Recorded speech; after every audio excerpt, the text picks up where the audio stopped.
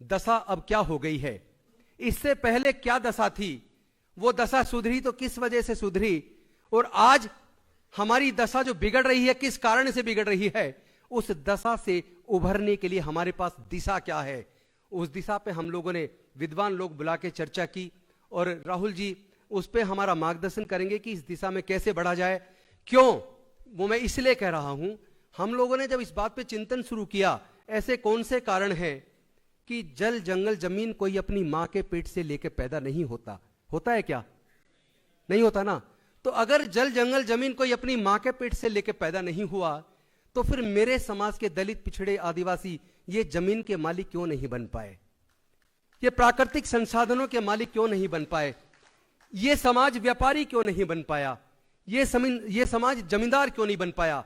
ये सवाल तो राहुल जी जायज है ना।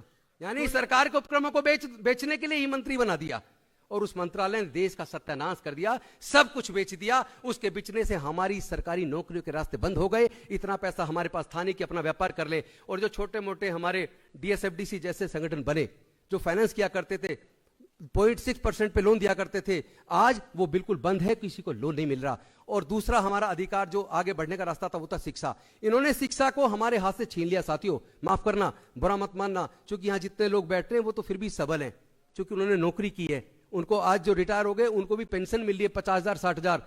लेकिन आप ये देखो, दिल्ली सरकार का IIIT दिल्ली है, इंजीनियरिंग कॉलेज है, फर्स्ट ईयर की फीस 4,50,000, सेकेंड ईयर की फीस 4,75,000, थर्ड ईयर की फीस 5 लाख और फोर्थ ईयर फाइनल ईयर की फीस है 5,30,000। मैं राहुल जी आपसे पूछना चाहता हूं, हमारे गरीब समाज के लोग 5 लाख की फीस एक साल की कहां से देंगे? और हॉस्टल का खर्चा अलग, खाने का खर्चा अलग, किताबों का खर्चा अलग, ट्रांसपोर्ट का खर्चा अलग, बाकी सारे खर्चे जोड़ लो तो एक डिग्री पाने के लिए 25 लाख चाहिए। 25 लाख क्या हम खर्च कर सकते हैं?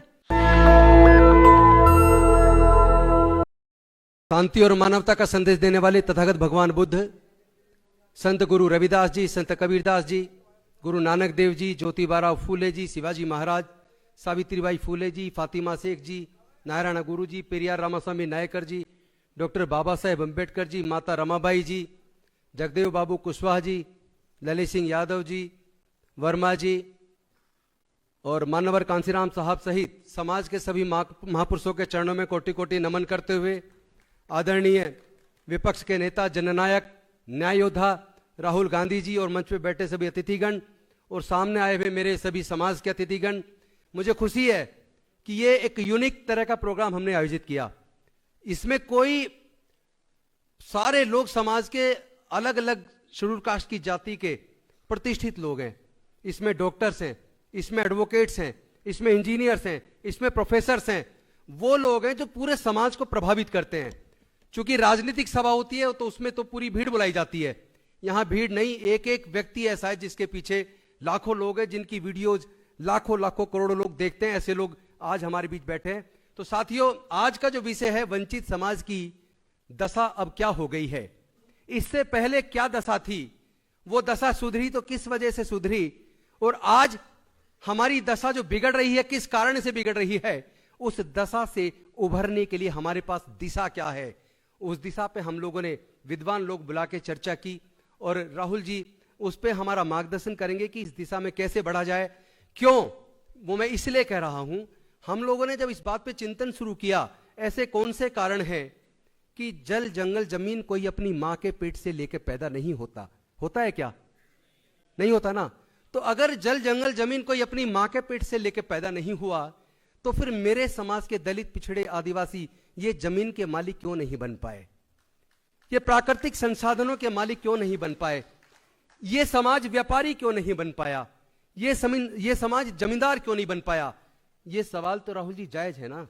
क्यों नहीं बन पाया? तो अगर इसका कारण खोजे तो एक ही कारण है, वो है मनुस्मृति। किसी भी देश को, किसी भी समाज को संचालित करने के लिए एक व्यवस्था होती है। इस भारत को संचालित करने की जो व्यवस्था थी वो मनुस्मृति थी।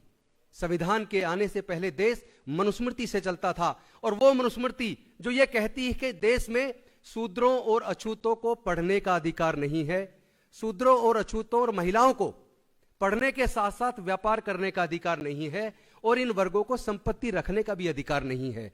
चूंकि अब से लगभग 500 साल पहले सिख धर्म की स्थापना हुई, अब से लगभग 1400 साल पहले इस्लाम की स्थापना हुई, अब से लगभग 2000 साल पहले ईसाई धर्म की स्थापना हुई, अब से लगभग 2550 साल पहले बुद्ध धर्म की स्थापना हुई, अब से लगभग 2600 साल पहले, पौने 2600 साल पहले जैन धर्म की स्थापना हुई। उससे पहले तो कोई धर्म नहीं था, सब इंसान थे, ना कोई जाति थी ना वर्ण था।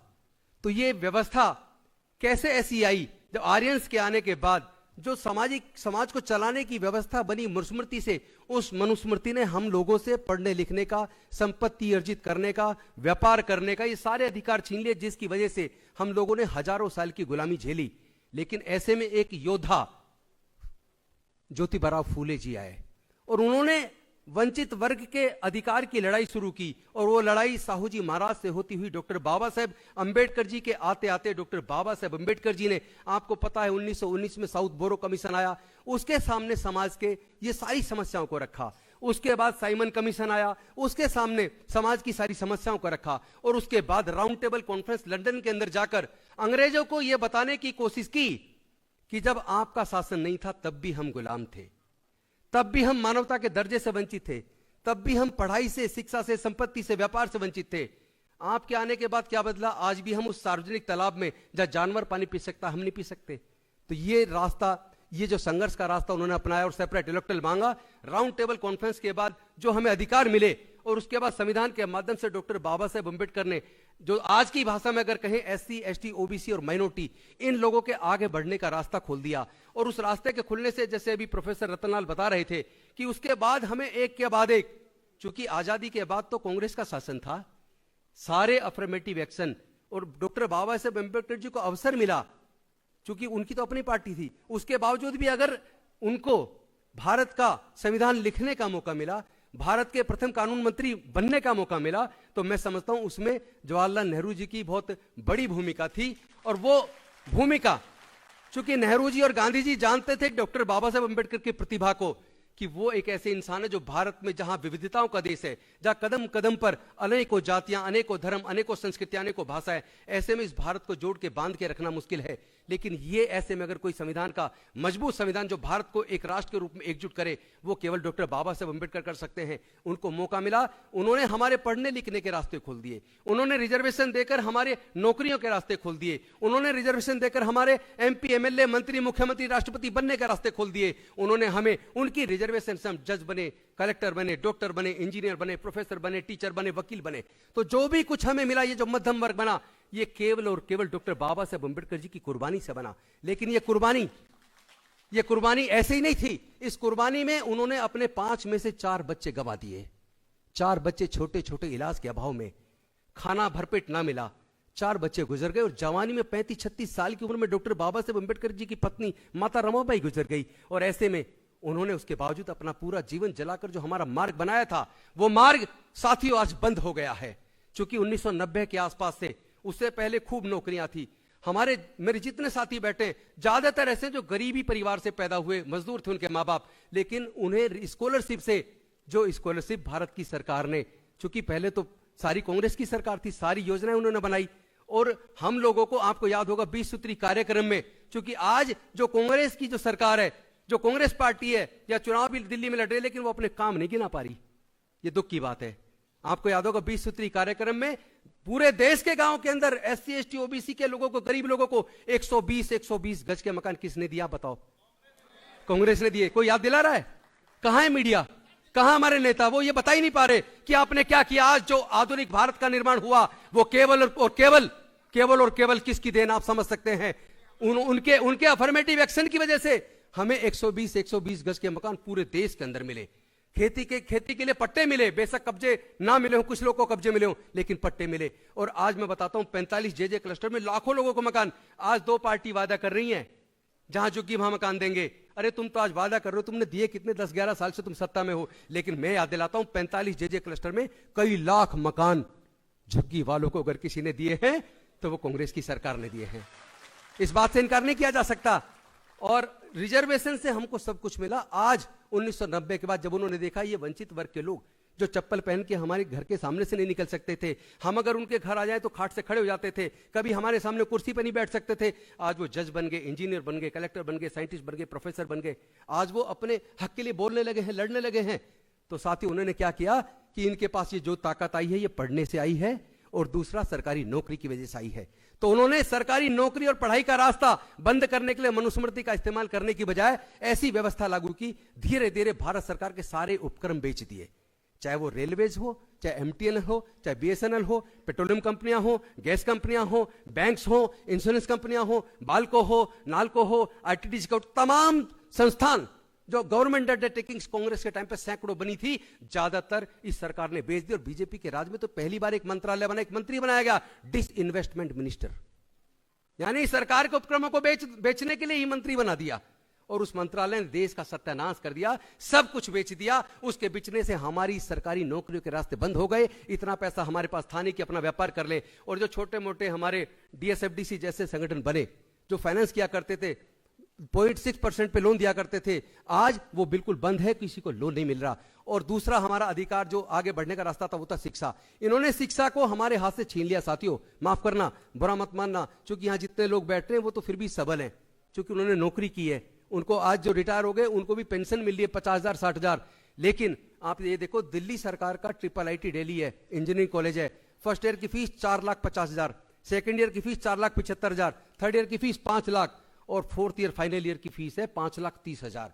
मैं राहुल जी आपसे पूछना चाहता हूं, हमारे गरीब समाज के लोग 5 लाख की फीस एक साल की कहां से देंगे? और हॉस्टल का खर्चा अलग, खाने का खर्चा अलग, किताबों का खर्चा अलग, ट्रांसपोर्ट का खर्चा अलग, बाकी सारे खर्चे जोड़ लो तो एक डिग्री पाने के लिए 25 लाख चाहिए। 25 लाख क्या हम खर्च कर सकते हैं? बताइए, कर सकते हैं क्या? तो हमारी तो पढ़ाई भी छीन ली। जितने कॉलेजेस हैं, खासतौर पर प्रोफेशनल डिग्री के कॉलेज, 15 लाख से लेकर 25 लाख चाहिए, और IIM करने के लिए 55 लाख रुपया चाहिए। तो हमारे तो रास्ते ही बंद कर दिए, छोटा मोटा, ऊपर से ठेकेदारी पर थला के रहसा वो भी खत्म। तो हमारा सब कुछ बर्बाद हो रहा है। और ऐसे में अगर हम देखें, धर्म के नाम पर तलवारें लहराने वाले लोग हमारी समाज के मिलेंगे, SC ST OBC के। जितने धार्मिक जुलूसों में तलवारें लहराई जाती हैं, उसमें लहराने वाले में हमारे समाज के लोग मरेंगे। जितने दंगे में हमने सर्वे किया, दंगे के अंदर जितने जेल गए हैं या जो मारे गए हैं, या तो SC ST OBC माइनॉरिटी, या मारे गए या जेल गए, बर्बाद हुए। और लेकिन जो करने वाले, दंगे करवाने वाले, उनके किसी के खिलाफ मुकदमा दर्ज नहीं होता। ऐसे में समाज की जो दशा है इतनी बुरी है, उस दशा से निकलने के लिए जो दिशा चाहिए, उस दिशा के लिए हमारी पूरी टीम पूरे देश के लगभग सभी राज्यों में मैं लगातार पिछले 2 साल में कम से कम 500 सभाएं पूरे इंडिया के कोने कोने में मैं कर चुका हूं। और मेरे जैसे पता नहीं कितने लोग लगे पड़े, बस फर्क इतना है सबको मंच नहीं मिलता, वरना इस समाज में एक से काबिल लोग पड़े हैं, मेरे से ज्यादा काबिल लोग नीचे बैठे हुए हैं। मैं उम्मीद करता हूं, क्योंकि समय का मर्यादा ध्यान रखनी होती है, सॉरी मैंने अगर थोड़ा ज्यादा टाइम ले लिया, वैसे तो मैं बहुत पंक्चुअलिटी का ध्यान रखता हूं। आज आप लोग के सामने एक रास्ता क्लियर है सर। अपने बच्चों को ये कावड़ जैसी यात्रा में समय बर्बाद करना, पढ़ाई छोड़ना, नौकरी छोड़ना, छोड़ के वहां जाना, उससे रोकिए। अगर वो वहां जाएंगे तो बर्बाद हो जाएंगे, कोई रास्ता नहीं है। अपने लोगों को धार्मिक जुलूसों में, कथावाचकों को सुनने में, तलवारें लहराने, वहां जाने से रोकिए। आपका बच्चा जाएगा या तो मारा जाएगा या दंगे में जेल जाएगा। लेकिन दंगा करवाने वाला खुश है, वो राज कर रहा है, 90% संसाधनों पर उसका कब्जा हो चुका है, सारे इंस्टीट्यूशन पर उनका कब्जा है, सारी यूनिवर्सिटीज में जो प्रोफेसर लग रहे हैं वो केवल और केवल RSS के पैनल से लग रहे हैं, बाकी किसी का कोई नंबर नहीं आ रहा है।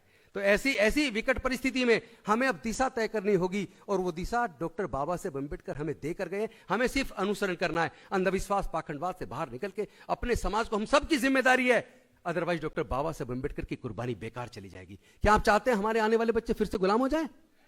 नहीं चाहते तो खड़े हो जाओ, सब लोग एकजुट होकर पूरे देश के अंदर जहां जहां आपकी रिश्तेदारी है, यार दोस्त हैं, जहां भी आप जा सकते जाइए, समाज को तैयार कीजिए, लड़ाई लड़नी होगी। अन्यथा हमें दोबारा गुलाम बनने से कोई रोक नहीं सकता। दोबारा डॉक्टर बाबा साहेब अम्बेडकर आने वाले नहीं है, मान्यवर कांसीराम साहब आने वाले नहीं है। ये लड़ाई हमें आपको खुद लड़नी होगी। हमें अपने घर में डॉक्टर अम्बेडकर पैदा करने होंगे, कांसीराम पैदा करने होंगे। हम लड़ेंगे, हम जीतेंगे। लोग टूट जाते हैं घर बनाने में, लेकिन कुछ लोग तरस नहीं खाते बस्तियां जलाने में। बहुत बहुत धन्यवाद, शुक्रिया। जय हिंद, जय भीम, जय भारत, जय संविधान। अब मैं निवेदन करता हूं, हमारे देश के एकमात्र न्यायप्रिय, न्याय के योद्धा राहुल गांधी जी, जो लगातार पूरे देश में जाकर संविधान को बचाने की हिस्सेदारी, भागीदारी की, सबको बराबर का हक मिले, सब क्षेत्रों में हक मिले, उस लड़ाई को लड़ रहे। मैं निवेदन करूंगा विपक्ष के नेता, न्याय योद्धा, जननायक राहुल गांधी जी से वो आए और हमें हमारा मार्गदर्शन करें कि हमारी आगे की दिशा क्या हो। बहुत बहुत धन्यवाद।